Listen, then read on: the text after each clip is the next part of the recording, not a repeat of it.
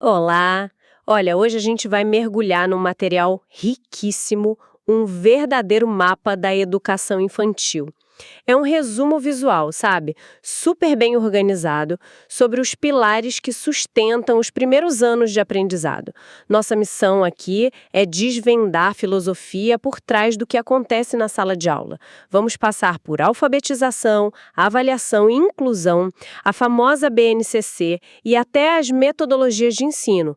Mas o que amarra tudo isso é uma mudança de visão, né? A transição de uma criança que só recebe informação para uma criança que é protagonista. Exato. Essa palavra protagonismo é a chave de tudo. O material mostra muito bem que cada um desses pilares que você citou, da avaliação até a BNCC, foi pensado ou repensado para apoiar essa visão. Não são, assim, conceitos isolados. Eles formam um ecossistema com a autonomia da criança bem no centro. Perfeito. Então, vamos começar pelo começo mesmo, a palavra escrita. Eu confesso que por muito tempo achei que alfabetização e letramento fossem a mesma coisa, mas sei que tem uma distinção aí que é crucial. Qual é a grande diferença que o material aponta? A distinção é basicamente a diferença entre você ter a ferramenta e você saber usar a ferramenta. Boa analogia. A alfabetização é o processo de adquirir a ferramenta. É aprender o código, sabe, decodificar as letras, entender a relação entre o som e o símbolo. É a parte, digamos, técnica. Certo. O letramento, por outro lado, é saber o que fazer com essa ferramenta no mundo real. É a capacidade de usar a leitura e a escrita para navegar em situações sociais, se informar, se expressar. É um conceito que ganhou força ali nos anos 80, quando a gente percebeu que só saber decodificar não era suficiente, né? E o que eu acho mais, assim, contraintuitivo é a ideia de que uma criança pode ser letrada antes mesmo de estar totalmente alfabetizada. Como é que isso funciona na prática? Funciona porque o letramento nasce da imersão. Uma criança que vê os pais lendo o jornal, que ajuda a fazer a lista de compras, que folheia um livro e entende que dali sai uma história. Ela está vivenciando o letramento. Ela já entende a função social da escrita, entende. Já o processo técnico, a alfabetização, segundo a Emília Ferreiro e a Ana Teberoski, que o material usa, acontece em fases bem definidas. Certo, as famosas fases. A primeira é a pré-silábica, é onde a criança basicamente desenha o que quer dizer, é isso? Isso. Ela entende que a escrita tem uma música, mas ainda não conhece as notas. Ela tenta imitar essa melodia com rabiscos, com desenhos. Depois, na fase silábica, acontece um estalo. Ela percebe que para cada impulso de voz, para cada sílaba, ela pode associar uma letra. E aqui entra aquele exemplo clássico, que é uma janela para a mente da criança, né? Para escrever cavalo, ela pode usar algo como A-A-O ou K-V-L, uma letra para cada sílaba. Não está certo do nosso ponto de vista, mas tem uma lógica interna que é brilhante. Exatamente. A lógica dela está perfeita. A ferramenta é que ainda está sendo ajustada. A fase seguinte, a silábico-alfabética, é a transição onde ela começa a misturar as duas lógicas. E, por fim, na fase alfabética, a ficha cai por completo. Ela domina a relação entre fonemas e grafemas e aí sim consegue ler e escrever de forma convencional. Ok, e para guiar a criança por essas fases, o material fala de dois grandes grupos de métodos, os sintéticos e os analíticos. Eles não são filosofias quase opostas, um professor pode misturar os dois ou isso criaria uma confusão na cabeça da criança? Já os analíticos fazem um caminho inverso. Partem da palavra ou da frase, que já tem um significado, para depois analisar as partes. Entendi. A discussão hoje não é tanto sobre qual é o melhor, mas como integrar os dois de forma inteligente.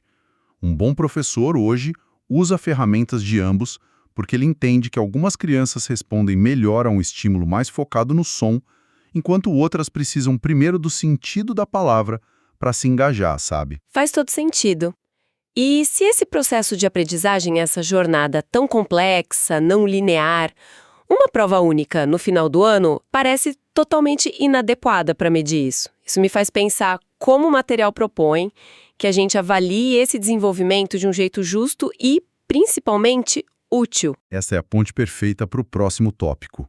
A avaliação tradicional, que a gente chama de somativa, A prova no final do bimestre que dá uma nota. é essa mesma. Ela é só uma fotografia de um ponto específico no tempo. O material apresenta ao lado de outras duas que são muito mais importantes para o processo na educação infantil. A primeira é a diagnóstica. Que é feita no começo, né? Para a professora ter um mapa do terreno, saber de onde cada aluno está partindo. Exatamente. Mas a verdadeira revolução está na terceira, a avaliação formativa, ou crítica. Ela não acontece num dia específico, ela acontece todos os dias. A professora observa, registra, conversa, analisa as produções da criança. O objetivo não é dar uma nota. É coletar informações. Isso. Coletar informações para ajustar o próprio ensino.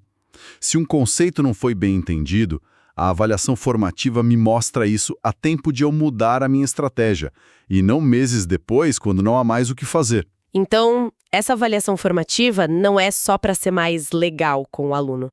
Ela é uma ferramenta estratégica para a professora. Eu imagino que o portfólio que o material destaca seja a materialização dessa filosofia. É exatamente isso. O portfólio não é só uma pasta com os trabalhos mais bonitos. É uma coleção organizada que conta uma história. Uma narrativa. Sim, uma narrativa.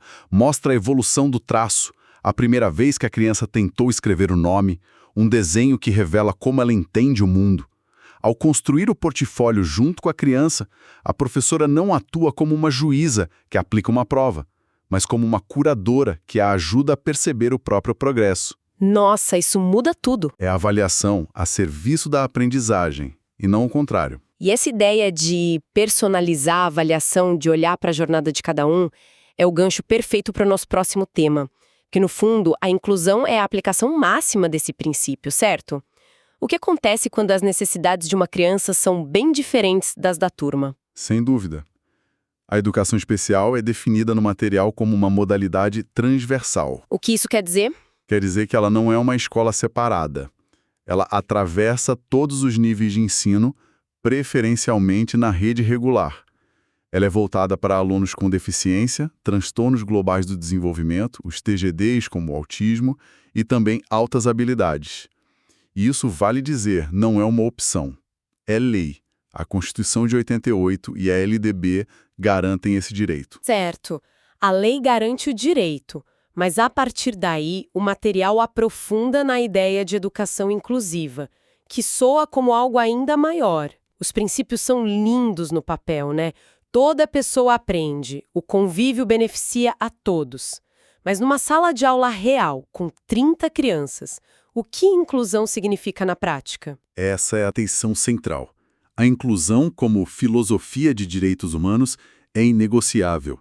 A sua implementação prática é o grande desafio diário. Certo. É aí que entra a figura do atendimento educacional especial, o AEE. E é crucial entender que o AEE não é um reforço escolar e não substitui a sala de aula comum. Ah, isso é importante. Muito. Ele acontece no contraturno, geralmente na sala de recursos multifuncionais, um espaço com materiais e tecnologias para ajudar. O objetivo é dar ao aluno com necessidades especiais as ferramentas para que ele possa participar plenamente da sua turma regular. Então a ideia é que o AEE capacite o aluno para a inclusão na sala comum e não que o segregue num ambiente separado. Precisamente. O objetivo final é sempre a convivência e a aprendizagem no espaço comum. O AEE é a ponte, o suporte para que isso aconteça. A inclusão real, como o material deixa claro, é sobre transformar o ambiente da escola para que ele seja acolhedor para todos, e não sobre exigir que a criança diferente se adapte a um modelo rígido. Ok, então a gente tem todas essas ideias. Alfabetização como processo, avaliação como jornada, inclusão como direito. Como se organiza e padroniza tudo isso num país com as dimensões do Brasil, sem matar a criatividade de cada escola? Imagino que essa seja a corda bamba que a BNCC, a Base Nacional Comum Curricular, tenta atravessar. Exatamente essa.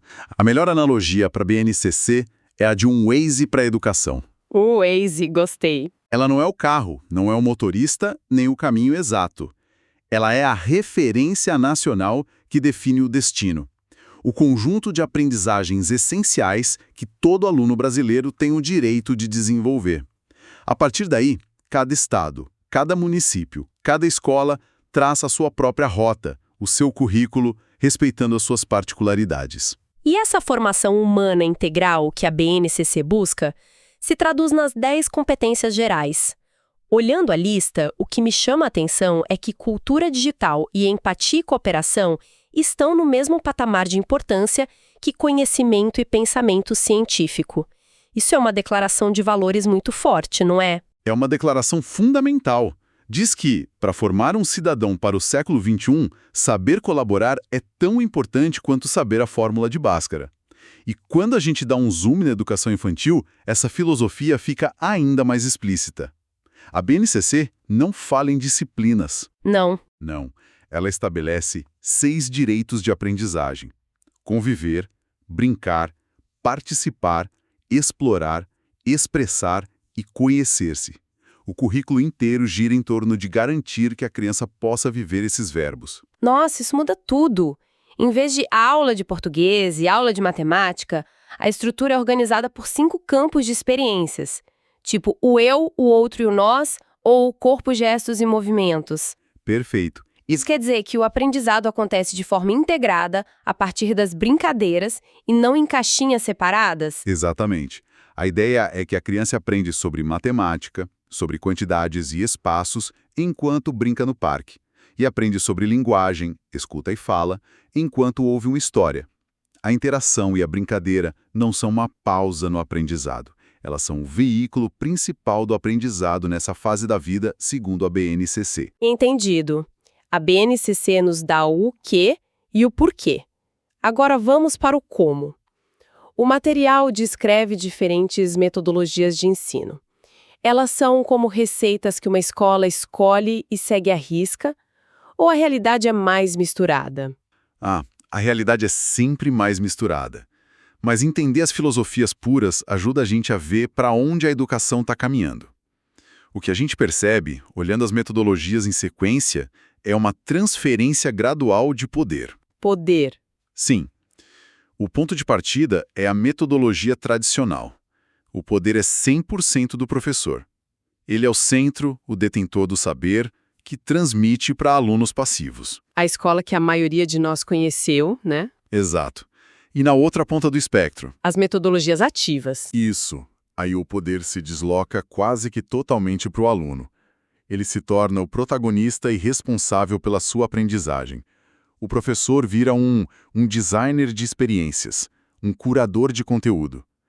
Ferramentas como aprendizagem baseada em problemas, sala de aula invertida, gamificação, são todos exemplos disso. E entre esses dois extremos temos as clássicas, como Montessori e Waldorf. Qual a principal diferença no papel do professor entre elas? Ambas me soam como facilitadores. Elas são, mas com focos diferentes. Na montessoriana, o professor é um observador científico. Ele prepara um ambiente meticulosamente organizado com materiais de desenvolvimento e guia a criança. Mas a grande ênfase é na autonomia, na livre escolha. O lema é: ajuda-me a fazer sozinho. Certo. Na Waldorf, o professor também é um facilitador, mas com uma ênfase muito forte no lúdico, na imaginação, nas artes, no ritmo. O desenvolvimento é visto de forma mais holística, até espiritualizada. Ambas, junto com a construtivista de Piaget, foram pioneiras em transferir o foco do ensino para a aprendizagem, ou seja, do professor para o aluno. Fica claro que todas essas abordagens mais modernas dependem de uma premissa, né? A de que a criança é um ser potente, capaz e, acima de tudo, um sujeito de direitos. O que nos leva ao alicerce de tudo isso. Nenhuma dessas pedagogias importaria se a criança não fosse, antes de tudo, protegida por lei. É o ponto de partida e a garantia de todo o resto. O material encerra com o ECA, o Estatuto da Criança e do Adolescente, de 1990. Ele é a materialização da doutrina da proteção integral. E essa doutrina se apoia em 3 pilares que, nossa, revolucionaram a forma como o Brasil enxerga a infância. Vamos a eles. Primeiro, crianças e adolescentes são sujeitos de direitos. não são propriedade da família, nem objetos de tutela do Estado. Segundo, eles têm uma condição peculiar de pessoa em desenvolvimento, o que exige uma proteção especial. E terceiro, que é o mais poderoso, eles têm prioridade absoluta. Na formulação de políticas, na destinação de recursos, na proteção. Eles vêm sempre em primeiro lugar. Essa mudança de objeto de tutela para sujeito de direitos com prioridade absoluta é uma virada de chave gigantesca.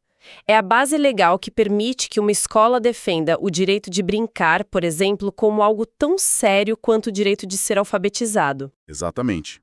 O ECA garante os 5 direitos fundamentais: a vida e a saúde, a liberdade, respeito e dignidade, a convivência familiar e comunitária, a educação, cultura, esporte e lazer, e a profissionalização e proteção no trabalho. No fim das contas, o ECA é a lei que amarra tudo isso que a gente conversou. Ele garante que os direitos não fiquem só no discurso bonito da pedagogia, mas que sejam uma obrigação do Estado e da sociedade. Que jornada!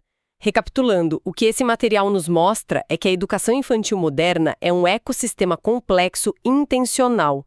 A gente viu que alfabetizar é dar a ferramenta e letrar é ensinar a construir com ela.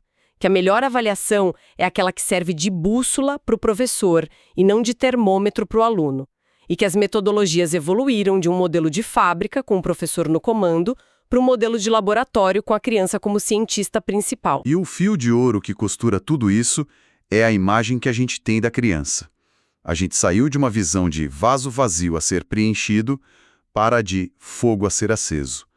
Todos os melhores conceitos que a gente discutiu aqui, avaliação formativa, a BNCC por campos de experiência, as metodologias ativas, o próprio ECA, são, no fundo, ferramentas para proteger e alimentar essa chama, esse potencial que já existe em cada criança. Perfeito. E isso nos deixa com uma reflexão final. Todo esse arcabouço aponta para uma educação que valoriza a autonomia, a experiência e a singularidade desde o berço. A pergunta que fica é: como nós, como sociedade, para além dos muros da escola, podemos criar mais ambientes e oportunidades que reforcem esses mesmos princípios no dia a dia de todas as crianças?